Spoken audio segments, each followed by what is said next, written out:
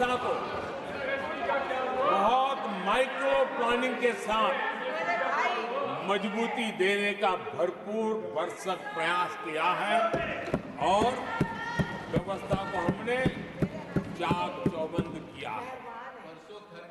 आदरणीय सभापति जी, पहले हमारे देश में छोटे किसानों को किसान क्रेडिट कार्ड लोन पाना करीब करीब न के बराबर था, बहुत मुश्किल था। जबकि उनकी संख्या सबसे अधिक आज हमारी नीतियों के कारण, किसान क्रेडिट कार्ड के विस्तार के कारण, आदरणीय सभापति, हमने किसानी को एक व्यापक स्वरूप में देखा है और उस व्यापक स्वरूप में हमने किसान क्रेडिट कार्ड पशुपालकों और मछुआरों को किसान क्रेडिट कार्ड का हमने लाभ मुहैया कराया है और इसके कारण हमारे किसानों का खेती के काम को, उसके विस्तार को भी मजबूती दी है। उस दिशा में भी हमने काम किया। आदरणीय सभापति,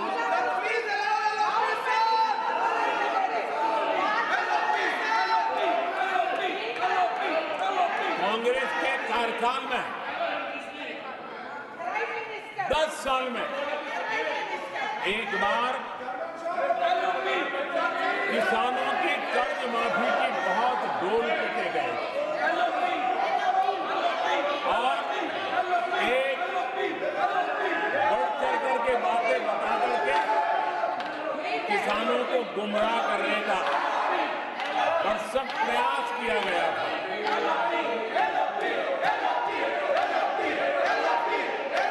और 60,000 करोड़ की कर्ज माफी, उसका इतना हल्ला मचाया था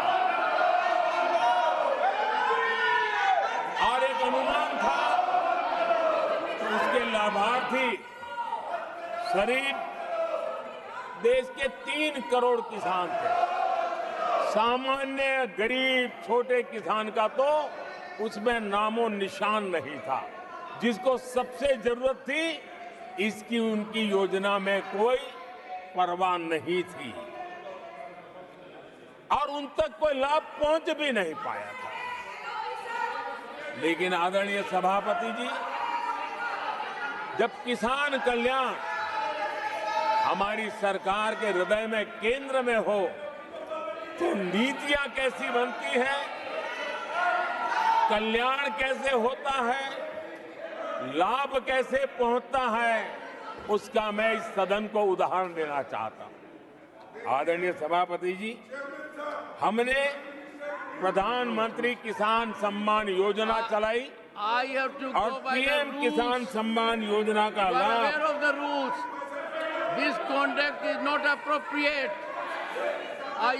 10 करोड़ किसानों को हुआ है और सिर्फ 6 साल में हमने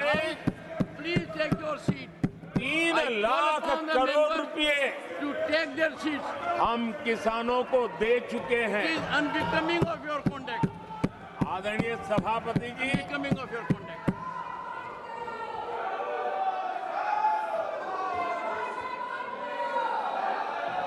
आदरणीय सभापति जी, देश देख रहा है, झूठ फैलाने वालों की सत्य सुनने की ताकत भी नहीं होती।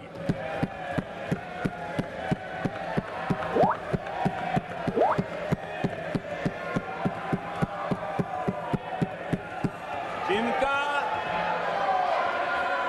सत्य से मुकाबला करना इसके लिए जिनके हौसले नहीं है वो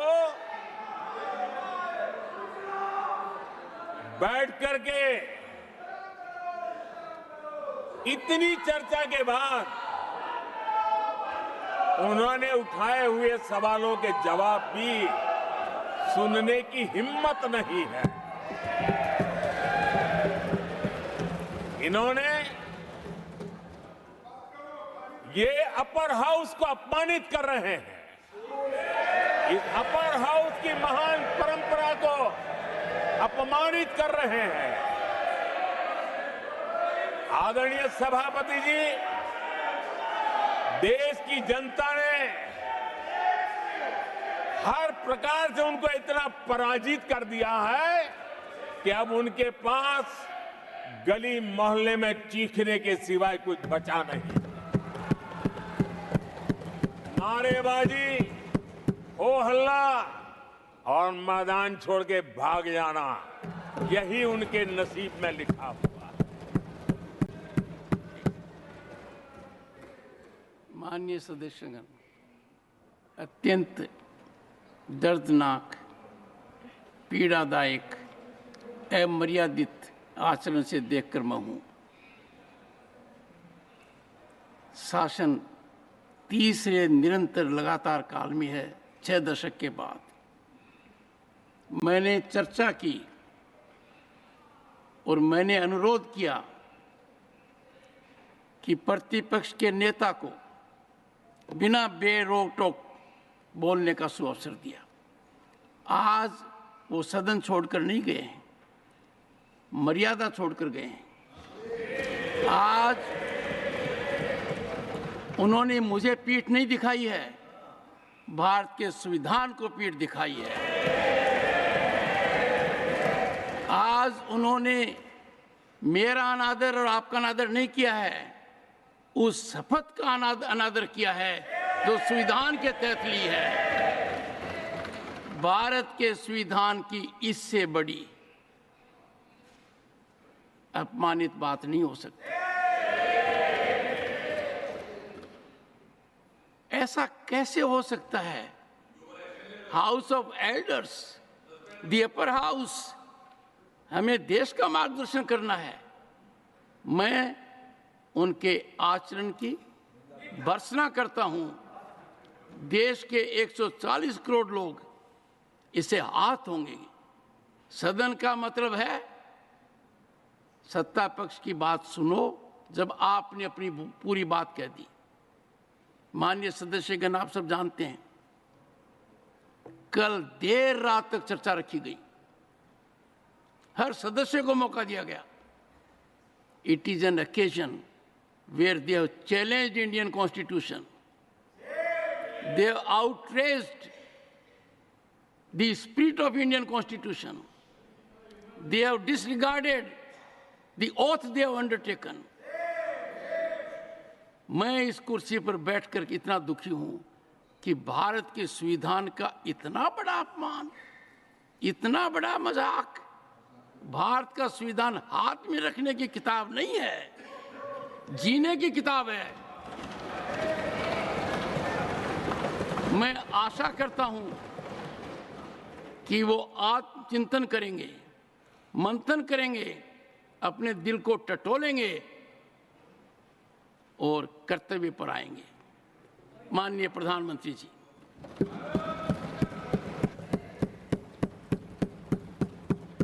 आदरणीय सभापति जी, आपकी वेदना मैं समझ सकता हूं।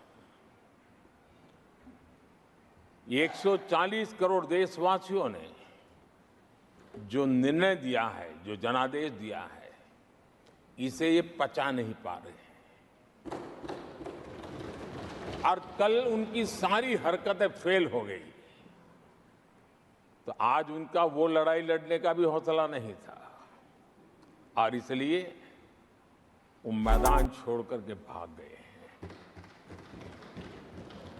आदरणीय सभापति जी, मैं तो कर्तव्य से बंधा हुआ हूं और न ही मैं यहां कोई डिबेट पे स्कोर करने के लिए आया हूं। मैं तो देश का सेवक हूं। देशवासियों को मेरा हिसाब देना है। देश की जनता को मेरे पल पल का हिसाब देना, मैं उसे अपना कर्तव्य मानता हूं।